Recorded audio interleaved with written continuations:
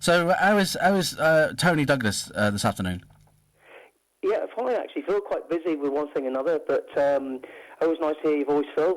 Yeah, very busy with work at the moment, even though the weather's been adverse. Tony, you've been DJing since around 1981, is that right? I have actually 1981. Yeah, I was actually sort of messing around as early as 1974, but as a young teenager, but sort of professionally, semi-pro, I was sort of at late 81, and then I went as a professional late 1985, so I've been doing it a few years. Yeah, sure. But am I right in thinking that obviously you started off doing road shows and then obviously went into the big nightclubs? Yeah, exactly. I was quite lucky, really, in my career, one way and another. I was doing a lot of sort of private functions for golf clubs and pubs and such like, and then a few agents picked me up. Yeah. And did a lot of sort of weddings and dinner dances, and then the opportunity arose to go on into nightclubs, Twilight and the Penmares and the Barns, and quite a few of them like that came my way over the years. Yeah, you've been very fortunate. You've obviously done a lot of what we call high-end jobs. I.e. weddings, and you've worked with some very very big agencies. In and around the UK.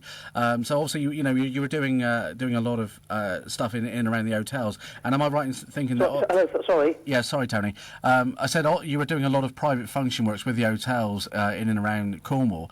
And off the back of that, you kind of moved on to the club scene, didn't you? It was a kind of a step on from the hotel work, wasn't it? Yeah, I mean, I was doing an awful lot of weddings and dinner dances and private functions and such like. And one of the hotels I worked for, the big Penwith Hotel, they asked me if I would like to work in the Old Trumpets, which some of your listeners may remember. Yeah. The Old Trumpets nightclub, which was a very small club, but very intimate. And from there, the owners of the Penwith Hotel built the huge complex holding 1,300 people, the Twilight Zone in Red Roof. And I was very, very fortunate that I was there at the beginning and saw it being built and was one of the first disc jockeys to actually go in and play the club. Yeah, massive club. And I remember, I've known you for a lot of years, and you were very kind enough to bring me in and do the lighting for you on the actual Twilight Zone. And the thing is, I think, am I right in thinking there was only a couple of clubs with a massive moving light rig? There was Penmare, which was quite small in comparison. The lighting rig was amazing. It was state of the art for the time in 1988, August 88. Yeah. It was state of the art, not only in this country but in Europe and around the world. It was designed by a very clever company. Yes. And the laser had three colours, which was unusual at the time. And if you pointed it towards the moon, you'd be able to put a spot on the moon. It was so powerful. Yeah. The lights they had were tremendous. I mean, it was hundreds and hundreds of thousands. Yeah. I don't think they had much change out of 600,000 at the time, which in 1988 was a massive amount of money. Yeah. And you were right. You did actually come in and train and play with them, and you were one of the few that were able to work them. Yes, yeah. The old touchlight system.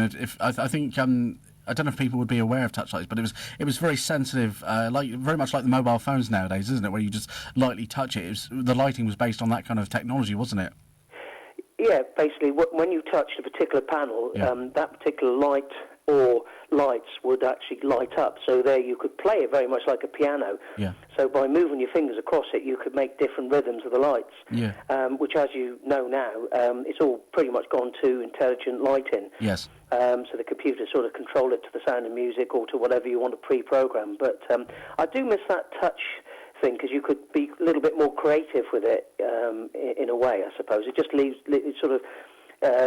disarms the human element from it, I suppose, Phil. Yeah, sure. So obviously you had a few years in the Twilight Zone, which is apparently still doing very well even today, isn't it? Because like a lot of clubs, the recession has now unfortunately killed a lot of trade for big clubs, isn't it? And I'm sure you've seen a lot of that over the years, haven't you?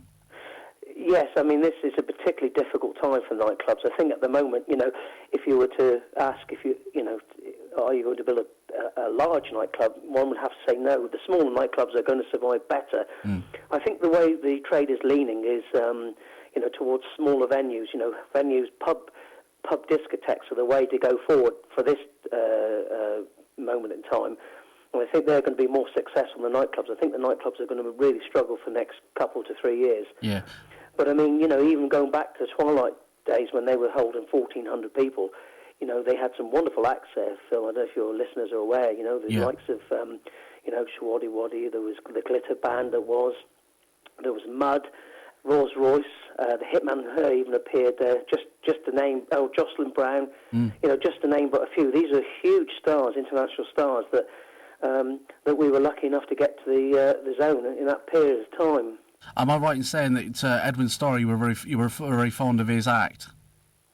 Remember Edwin Starr? Sorry, I misheard you there. Oh, sorry. I said well, the Twilight Zone. They had Edwin Starr in. I said you were very fond of the act.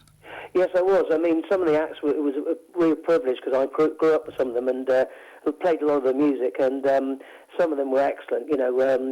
There's some wonderful anecdotes I could tell you. I know we haven't got a lot of time, but I was very fortunate to actually work with these acts right in front of me, and they sounded so genuinely like the originals. I mean, I can remember a moment where Hamilton Brown, at the time, the new face winner of 1989, appeared at the Zone, and the owner of the club asked me to whip upstairs and to actually get him from his room, only to find Hamilton Brown with 2 bottles of champagne and 2 wonderful ladies on his arms. And I said, look, this is all very nice, Hamilton, but you have to come on stage to perform, to which he laughed. And he went on to be a huge success that night. Sure. He had about 500 or 600. I think you possibly might have been there that night. Yeah, sure. So, obviously, in your time, you've worked at other clubs as well. You've worked the Penmare Bar, which is in Hale, or used to be in Hale, isn't it? What kind of experience was that? Because that was a nightclub, but it was a lot smaller compared to the Twilight Zone and the Berkeley and all that lot.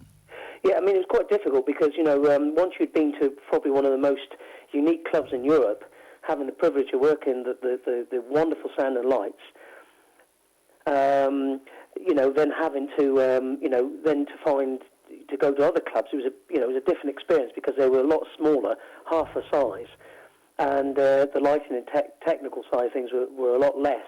However, the atmospheres are different, the feel to the place was different, and, it was a totally different way. As a disc jockey, you have to work to different crowds and different venues, so you have to adapt very, very quickly. Sure. And I don't think a lot of times the disc jockey gets a lot of credit, unfortunately, but it was great. The Penmare was a lovely place. I have fond memories, which unfortunately is no longer there, Phil. Yeah, no, they've just built new housing there, so unfortunately that is gone. So it's just a memory for a lot of people that used to go there, isn't it? Yeah, a lot of fond memories. It must have been nearly 30 years, and it was a huge part of Hale. Hale missed it immensely, but unfortunately with the demise of the clubs, it just couldn't find a market, and it was just slightly off the beaten track, especially when they put the new bypass out of Hale. Sure. I think the traffic didn't have to come through Hale like it used to, so the passing trade was no longer there. So unfortunately, I think that was a lot to do with it at the time, Phil. Yeah, the thing is, just moving on slightly from the nightclubs, when you get time, which unfortunately you don't get a lot of because you are very, very busy in the trade, you do get the chance sometimes to do some cabaret work. How do you find doing cabaret compared to the DJing side? I imagine it's very full on. Well, the cabaret is a totally different thing altogether. From a disc jockey point of view, you're playing music. Although you are working the crowd, you've got to look at the crowd, work the crowd, and get the atmosphere going. And it is a skillful job, which I know people don't give a lot of credit to. From the cabaret point of view, you have to do a lot of rehearsing from the singing point of view, and the setup has to be right and such like. But it's a different sort of way of entertaining. You have to come forward, and actually, you are the one that's singing and entertaining them live in front of them. So whatever you do has an effect on them. So it's a lot harder, but very, very, very rewarding. Yes. What kind of, just out of interest for people that may want to book you in time to come, what kind of cabaret show do you perform, Tone? Well, it all